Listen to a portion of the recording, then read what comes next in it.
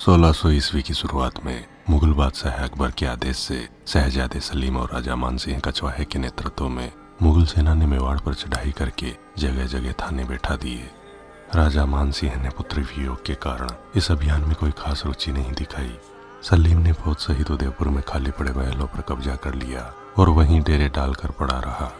वीरवर झाला मानसिंह के पुत्र राज राणा देदा झाला झाड़ोल की जिम्मेदारी अपने बेटे हरिदास झाला को सौंपकर स्वयं महाराणा अमर सिंह जी की सेवा में उपस्थित हुए। महाराणा अमर सिंह जी ने दरबार बुलवाया और मंत्रणा की कि मुगलों का किस प्रकार से सामना किया जाए। अधिकतर सामंतों ने रक्षात्मक प्रणाली अपनाते हुए पहाड़ों में रहकर लड़ाई करने की सलाह दी, लेकिन महाराणा अमर सिंह इस बात से सहमत नहीं हुए।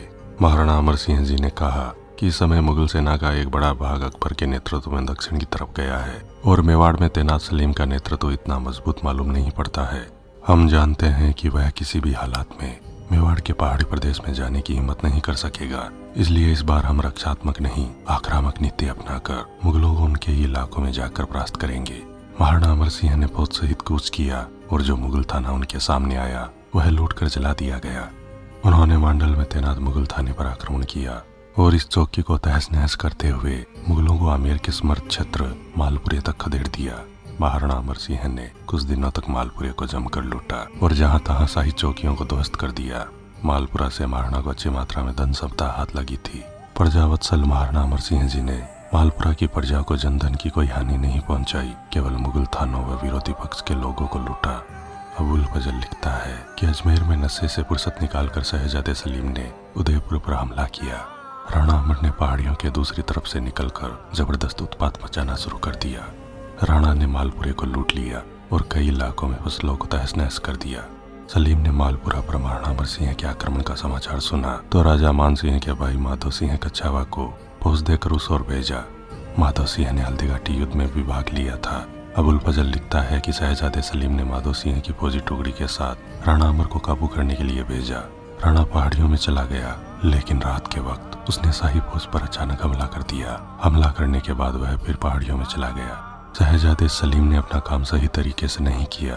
मालपुरा के नजदीक महाराणा अमर सिंह जी का मुकाबला रेजा कुली, लाल बेग, मुबारिज बेग, अलीफ खां के नेतृत्व में तैनात मुगल फौज से हो गया।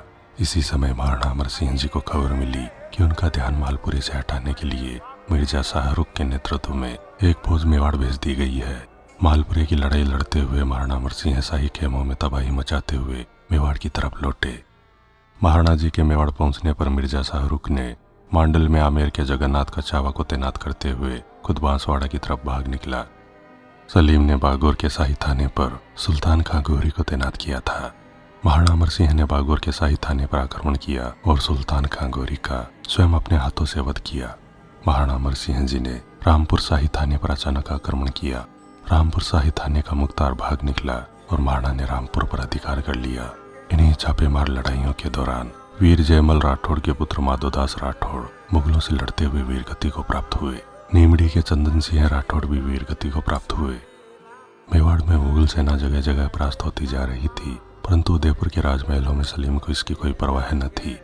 वह मेवाड़ को नहीं, हिंदुस्तान को हस्तगत करने का ख्वाब देख रहा था। सलीम की इस उदासीनता का महाराणा अमर सिंह जी ने भरपूर लाभ उठाया। 1600 ईस्वी में ही महाराणा प्रताप सिंह जी के शुभचिंतक मेवाड़ के पृथ्वीराज राठौड़ का देहांत हो गया। इन्होंने बेली किशन रुक्मणीरी ग्रंथ की रचना की थी। इसी वर्ष मेवाड़ के सामंत जावास के चंद्रभान सिंह चौहान का देहांत हुआ। उनके बाद उनके पुत्र जसवंत सिंह चौहान जावास की गद्दी पर बैठे। महाराणा अमर सिंह जी ने पुनः दरबार बैठाया और मंत्रणा की। इस मंत्रणा में मेवाड़ के एक ऐसे दुर्ग को मुगलों से जीतना तय किया गया जिसकी गाथाएं आज तक मेवाड़ के लोगों की जुबान पर है। इस महायुद्ध का वर्णन अगले भाग में किया जाएगा। दोस्तों, अदम्य वीर महाराणा अमर सिंह जी के इतिहास से जुड़ा यह 7वां भाग आपको कैसा लगा? कृपया लाइक एवं कमेंट जरूर करें। मैं विजय राठौड़ जल्द लौटूंगा इतिहास से जुड़े रोचक एवं रोमांचक वीडियोज लेकर। जुड़े रहे हमारे चैनल स्ट्रेंज फैक्ट्स इंडिया के साथ। धन्यवाद।